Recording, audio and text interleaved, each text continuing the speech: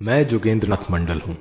संभव है कि आप लोगों ने मेरा नाम नहीं सुना होगा, क्योंकि इतिहास लिखने वालों ने मुझे जानबूझकर हाशिए पर डाल दिया है। लेकिन हमेशा से ऐसा नहीं था।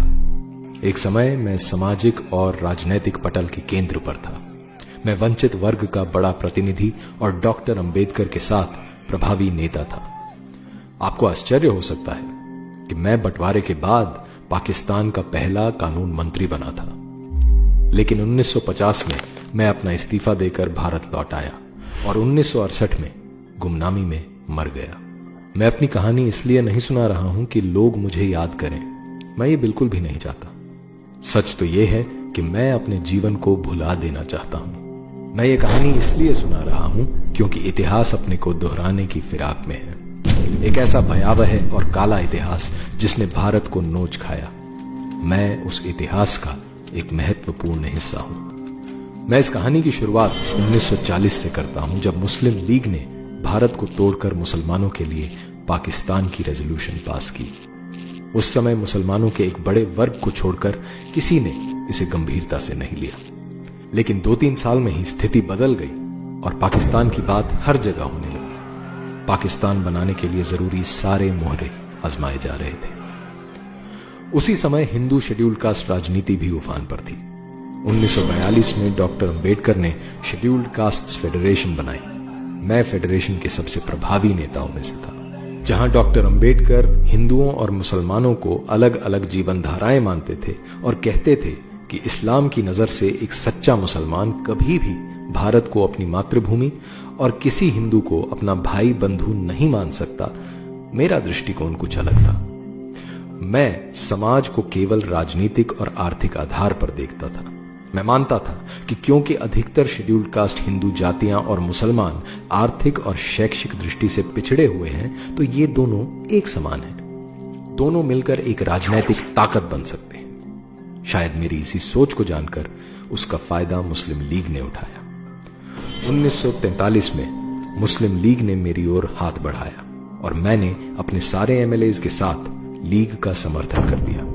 मुस्लिम लीग के नेता मुझे आश्वस्त करते रहे कि पाकिस्तान में शेड्यूल्ड कास्ट हिंदुओं को सामान्य से भी ज्यादा अधिकार होंगे। तथापि मैं समझता था कि पाकिस्तान की मांग केवल सौदेबाजी के लिए है। मुसलमान देश को तोड़ने के लिए कभी तैयार नहीं होंगे। इसी सब घटना चक्र में 16 अगस्त 1946 का काला दिन आ पहुंचा, जब मुस्लिम लीग ने कलकत्ता में डायरेक्ट एक्शन किया। हिंदुओं का भयानक नरसंहार हुआ। गुस्साए हिंदुओं ने मुझे मुस्लिम लीग से अलग होने को बोला, लेकिन मैंने न केवल समर्थन जारी रखा, मैंने शेड्यूल्ड कास्ट हिंदुओं को दंगों से अलग रहने को बोला। इससे हिंदुओं का नरसंहार आसान हो गया। अक्टूबर में नोवाखाली में डायरेक्ट एक्शन हुआ। मेरी खुद की जाति सहित शेड्यूल्ड कास्ट के हजारों हिंदू मारे गए। हिंदुओं का धर्म परिवर्तन और हिंदू महिलाओं के बलात्कार हुए। इतना ही नहीं, दंगों के बाद मुस्लिम लीग के खिलाफ आए अविश्वास प्रस्ताव को हराने के लिए मैंने समर्थन भी जुटाया। बंगाल जलता रहा, लेकिन मैं मुस्लिम लीग का साथी बना रहा। 14 अगस्त 1947 का दिन भी आ ही पहुंचा, जब मेरी राजनीतिक समझ के विपरीत मुस्लिम लीग पाकिस्तान बनाने में सफल हो ही गई। भीषण हत्याकांड हुआ। देश भर के हिंदुओं ने मुझे बुरा भला कहा, लेकिन मैं लीग और पाकिस्तान के साथ बना रहा। मुझे पाकिस्तान के कानून मंत्री का पद भी मिला। मैंने शेड्यूल्ड कास्ट हिंदुओं से पाकिस्तान में आस्था रखने की अपील की, जिसे मुझ पर विश्वास करके लोगों ने माना भी। लेकिन इसके बाद इस्लामिक पाकिस्तान का असली चेहरा सामने आया। सारे वादे ठुकरा दिए गए। हिंदुओं का नरसंहार शुरू हो गया।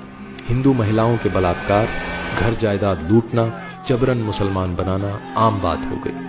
मैं हिंदुओं पर हो रहे अत्याचारों की बात उठाने लगा तो मुस्लिम नेता और उलेमा मुझे अपने रास्ते का कांटा समझने लगे। फिर भी मैं पाकिस्तान सरकार को बचाने के लिए झूठे और आधे सच वाले बयान देता रहा। चारों ओर हिंदू मारे जा रहे थे। हिंदू औरतों को पाकिस्तानी फौज और पुलिस रात में अपनी हवस का शिकार बनाती।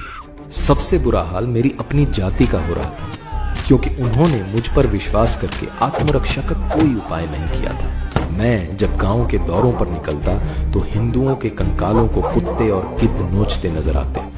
सिर्फ 10 फरवरी 1950 को ही ढाका में 10,000 हिंदू इसलिए मार दिए गए क्योंकि असेंबली में कुछ हिंदू विधायकों ने वॉकआउट किया। वो सब मेरे सामने ही हुआ। मुझे समझ आ गया कि इस्लामिक पाकिस्तान में हिंदू काफिर जिम्मी से ज्यादा कुछ नहीं है। काश मुझे ये बात तब समझ आ जाती जब डॉक्टर अंबेडकर ने एकदम खुलकर और साफ शब्दों में कही थी। लेकिन तब मुझे समाज का सांस्कृतिक पहलू नजर नहीं आता था। समाज को केवल राजनैतिक और आर्थिक चश्मे से देखने की आदत थी। बहरहाल अपना सब कुछ लुटाकर 8 अक्टूबर 1950 को मैं पाकिस्तान में अपना इस्तीफा देकर अपने देश भारत लौट आया, लेकिन छोड़ आया उन हिंदुओं को मरने और बदतर जीवन जीने के लिए जो मेरे मिथ्या स्वप्न की भेंट चढ़ गए।